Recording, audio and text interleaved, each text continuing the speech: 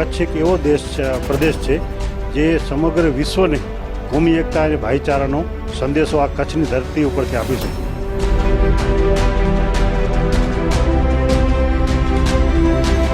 જાડેજા વંશને બચાવવા માટે ભૈયા કક્કલે પોતાના 6 દીકરાની કુરબાની આપી આખો જાડેજા વંશ બચાવે છે. કચ્છની કોમી એકતા સમગ્ર વિશ્વની અંદર બેમિસાલ છે.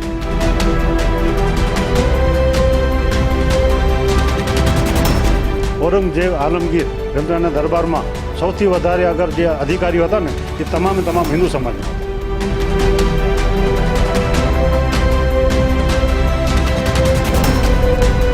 હિન્દુ સંસ્કૃતિ એ એકતા, ભાઈચારો અને બલિદાનની સંસ્કૃતિ છે.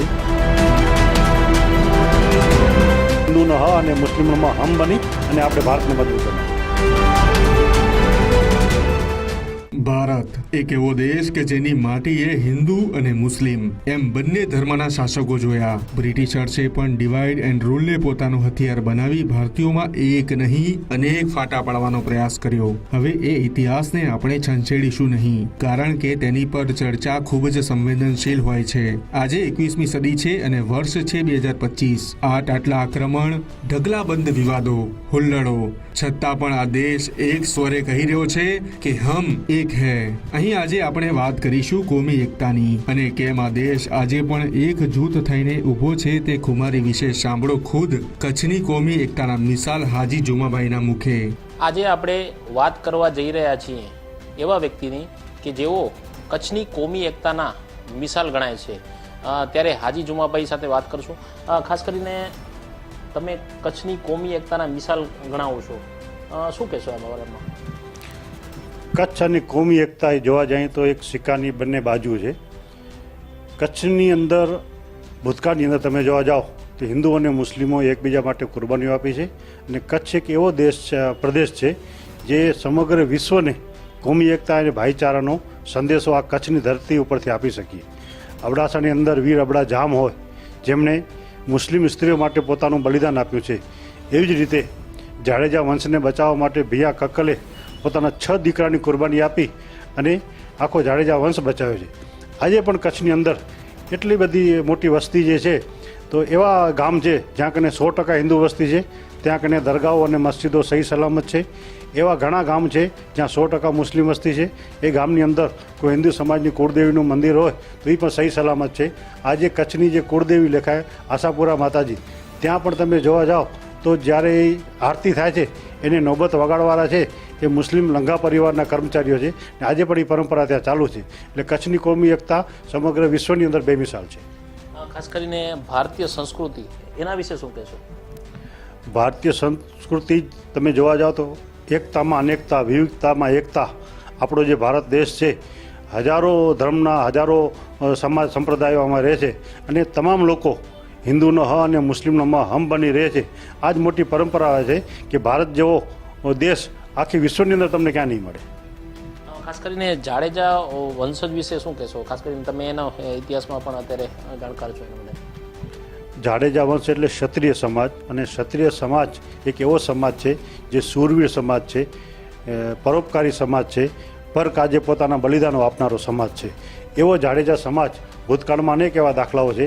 આ દેશની અંદર જ્યારે રાજાશાહી હતી ત્યારે યાં તો જાડેજા ક્ષત્રિય વંશના રાજાઓ હતા, યાં તો મુસ્લિમ સમાજમાં રાજાઓ હતા.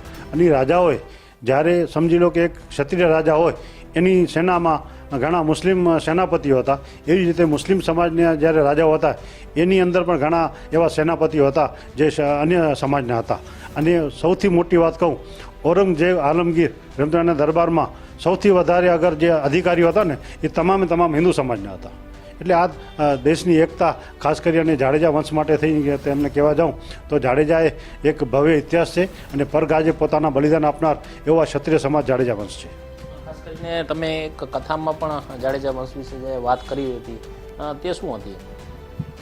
ખેડોઈ ગામની અંદર જીતુબા બાપુએ એક કથાનું આયોજન કર્યું હતું ગૌ સેવાના લાભાર્થે.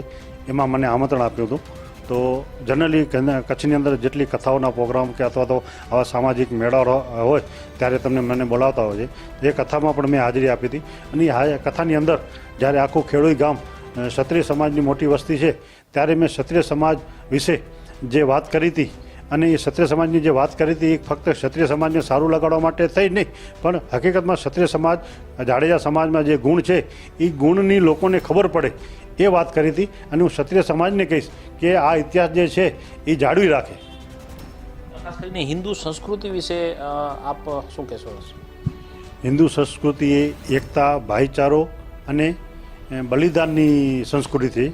હિન્દુ સમાજમાં તમે જોવા જાઓ તો ક્યારે હિન્દુ સમાજ હિન્દુ શાસ્ત્રોની અંદર કહેવામાં આવ્યું છે કે વસુદેવ કુટુંબકમ, તમારો આ દેશ છે, આખો તમારો પરિવાર છે. એવી રીતે હિન્દુ જે ધર્મ છે એ સંસ્કૃતિ છે એને હું બિરદાવું છું. અને દરેક સાચો હિન્દુ છે એ દેશની અંદર ક્યારે નફરત, ક્યારે ભાઈચારો, ક્યારે એકતા તોડવાનું કામ ન કરે. અને ભગવાન શ્રી રામને જે હિન્દુ સમાજ જ્યારે માને છે એમનું તમે જીવન ચરિત્ર જોઈ લો કે ક્યારે પણ ભગવાન શ્રી રામે ક્યારે પણ ધર્મના નામમાંથી ક્યારે કોઈ વ્યક્તિની હત્યા કરી હોય અથવા તો કોઈને દુઃખ પહોંચાડ્યું હોય, આવો એક પણ બનાવ તમને શાસ્ત્રમાં જોવા નહીં મળે. આજે જે લોકો ભગવાન શ્રી રામના સામાજિક ન્યાયની વાત કરતા હોય તો હું કહું છું સામાજિક ન્યાયનું ભારત બનાવો, ભગવાન રામના સામાજિક ન્યાયનું ભારત બનાવો અને ખ્વાજા ગરીબ નવાજના મોહબ્બતના સંદેશાનું ભારત બનાવો. હિન્દુનો હ અને મુસ્લિમનો મ હમ બની રહી શકે એવું ભારત બનાવો. આ જે હિન્દુ સમાજની સંસ્કૃતિ છે એ હમ બનીને રહે એ જ મોટામાં મોટી હું કહું છું આ સંસ્કૃતિ જે છે હિન્દુ સમાજની. બાકી નફરત અને લોકોને નુકસાન પહોંચાડવાનું કામ એ હિન્દુ સમાજનું નથી, હિન્દુ સંસ્કૃતિનું નથી. ખાસ કરીને અત્યારે ધર્મના નામે રાજનીતિ થતી હોય છે, ત્યારે આવા લોકોને તમે શું સંદેશ આપશો? ધર્મના નામે જે રાજકારણ કરે છે એ ખરેખર જોવા જઈએ તો પોલિટિકલી પાર્ટીઓ કરે છે. રાજકીય જે આંકાઓ જે છે એ પોતાની મતબેક બનાવવા માટે થઈ. હું તમને આ દેશની અંદર બે મોટા સમાજો કહું, એકને આપણે હિન્દુ તરીકે ઓળખીએ છીએ, એકને મુસ્લિમ તરીકે ઓળખીએ છીએ. હિન્દુ સમાજની અંદર ભગવાન શ્રી રામે જ્યારે રાવણ સામે યુદ્ધ કર્યું ત્યારે તમે રાવણની સેનામાં જુઓ, એક પણ મુસ્લિમ સમાજનો માણસ નહોતો. તમામ રાવણ મોટો પંડિત હતો ને, એની સાથે સેનામાં જે હતા વિદ્વાન હતો, પંડિત હતો. એણે સીતા માતાજીનું હરણ કર્યું અને એની સામે ભગવાન શ્રી રામે યુદ્ધ કર્યું. એવી જ રીતે તમે મુસ્લિમ સમાજનો ઇતિહાસ જુઓ, કરબલાની અંદર જ્યારે ઇમામ હુસેને યુદ્ધ કર્યું હોય સામે યજીદની સેના હતી, એ યજીદની સેનામાં એક પણ નોન મુસ્લિમ નહોતો. તમામ મુસ્લિમો હતા, દાઢી ટોપીવાળા હતા, નમાજ પડતા હતા, પોતાને પૈગંબર સાહેબના અનુયાયીઓ કહેવાતા. એ તમામ લોકોએ ઇમામ હુસેન સામે યુદ્ધ કર્યું. ન્યાય અને અન્યાયની લડાઈ હતી, સત્ય અને અસત્યની લડાઈ હતી. ઇમામ હુસેને ન્યાયની પડખે ઊભા રહ્યા, સત્યની સાથે ઊભા રહ્યા. એવી જ રીતે ભગવાન શ્રી રામે જ્યારે રાવણ સામે યુદ્ધ કર્યું એ લડાઈ પણ ન્યાય અને અન્યાયની લડાઈ હતી, સ્ત્રીના સ્વમાનની લડાઈ હતી. તો આ દેશની અંદર જે લોકો નફરત ફેલાવે છે, જે લોકો વાતાવરણને બગાડે છે, ભાઈઓ વચ્ચે ઝઘડા કરાવે છે, એ નામ તો ભલે રામનું લેતા હોય પણ કામ એમનું રાવણનું છે. એવી જ રીતે અગર ક્યાંય પણ દાઢી ટોપી પહેરી અને દેશની અંદર હિન્દુ સમાજમાં કે વચમાં જઈને ક્યાંય બોમ્બ બ્લાસ્ટ કરે, કાશ્મીરમાં આપણા જે સૈનિકો હોય એને આત્મઘાતી હુમલા કરે, એ યજીદ હોઈ શકે, ઇમામ હુસેનના અનુયાયીઓ ક્યારે ન હોઈ શકે. તો હું આ જ સંદેશો આપીશ કે એક બાજુ રાવણના અનુયાયીઓ છે, બીજી બાજુ યજીદના અનુયાયીઓ છે. તો આપણે હિન્દુ સમાજે ભગવાન શ્રી રામના અનુયાયીઓને અને મુસ્લિમ સમાજના ઇમામ હુસેનના અનુયાયીઓને હિન્દુનો હ મુસ્લિમનો મ હમ બની રહેવું પડશે. અને હિન્દુ સમાજના જે સાચા અનુયાયીઓ છે એ રાવણના અનુયાયીઓ સામે લડત કરે, મુસ્લિમ સમાજના જે સાચા અનુયાયી ઇમામ હુસેન માનવાળા છે એ યજીદો સામે જંગ કરે અને એ લોકોને પોતાની ઓકાત દેખાડે અને આ દેશની એકતા અને અખંડિતતા બરકરાર રહે અને હિન્દુનો હ અને મુસ્લિમનો મ હમ બની અને આપણે ભારતને મજબૂત બનાવીએ. અત્યારે કથાકારોમાં તમે કોને સન્માનીય ગણો છો? આમ તો દરેક કથાકાર હોય છે એ સન્માનીય જ હોય છે, પણ મોરારી બાપુ જે છે એને અમે વધારે, હું અને અમારા મુસ્લિમ સમાજમાં પણ એમનું એક માન વધારે છે.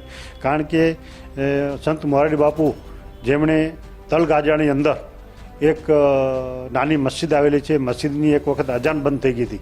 તેમણે મુસ્લિમ બિરાદરને બોલાવીને પૂછા કરી કે મસ્જિદ અને અજાન કેમ બંધ છે? તો મુસ્લિમ બિરાદરે કીધું કે ભાઈ અજાનમાં માઇક ખરાબ થઈ ગયો છે.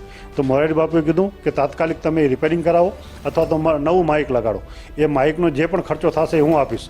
પછી એ મસ્જિદના મુતોલીને મોરારી બાપુએ પોતાના સ્વખર્ચે હજ પડવા માટે મોકલાવે છે. દર 12 મહિનામાં એક વર્ષ એ ચિત્રકૂટની અંદર ઇમામ હુસેન ડે મનાવે છે અને ઇમામ હુસેનના નામનો એક એવોર્ડ આપે છે. અને આ વાતની નોંધ ફક્ત હિન્દુસ્તાનના મુસ્લિમ સમાજે નહીં પણ વિશ્વના મુસ્લિમ સમાજે લીધી છે. ત્યારે ઈરાક જેવા એક મુસ્લિમ રાષ્ટ્રે એના એલચી દિલ્હીની અંદર આવી અને મોરારી બાપુને એમ કે તમે કરબલાની ધરતી ઉપર ન્યાય અને અન્યાયની લડાઈ હતી, સત્ય અને અસત્યની લડાઈ હતી, એ ધરતી ઉપર આવી અને તમે કથા કરો તો એ હિન્દુસ્તાનનું ગર્વ છે. અને મને પણ એક અમારા મુસ્લિમ તરીકે હિન્દુસ્તાનના એક સંત જ્યારે આવડું મોટી એમને ક્રેડિટ મળતી હોય તો હું એ સંત પ્રત્યે મારું ગર્વ અનુભવું છું. ખાસ કરીને અત્યારે રમજાન માસ ચાલી રહ્યો છે ત્યારે હિન્દુ લોકો પણ અત્યારે તેની ઉજવણીમાં ભાગ લે છે, શું કહેશો? ઘણા બધા હિન્દુ ભાઈઓ છે જે રમજાન મહિનાની અંદર એક અમારો જે મોટો રોજો કહેવાય 27મી રોજો ઘણા બધા હિન્દુ ભાઈઓ રાખતા હોય છે. અને ઘણા બધા અમારા ગાંધીધામની અંદર હિન્દુ ભાઈઓ મારી પાસે આવતા હોય છે અને ઇફતારી કરાવવા અમારા માટે આવતા હોય છે. તો આ જે કદર કરે છે રમજાન મહિનાની, તો એમની ભાવનાને હું બિરદાવું છું. અને આ એકતા અને ભાઈચારો હંમેશા રહેવો જોઈએ. એકબીજાના તહેવારો આપણે સાથે હળીમળીને ઉજવીએ, એ જ આ દેશની એકતા અને અનેકતા અને વિવિધતા છે. તો આ હતા હાજી જુમાભાઈ રાયમા અને તેઓનું પણ કહેવું છે કે કચ્છની જે એકતા છે તેને સલામ છે.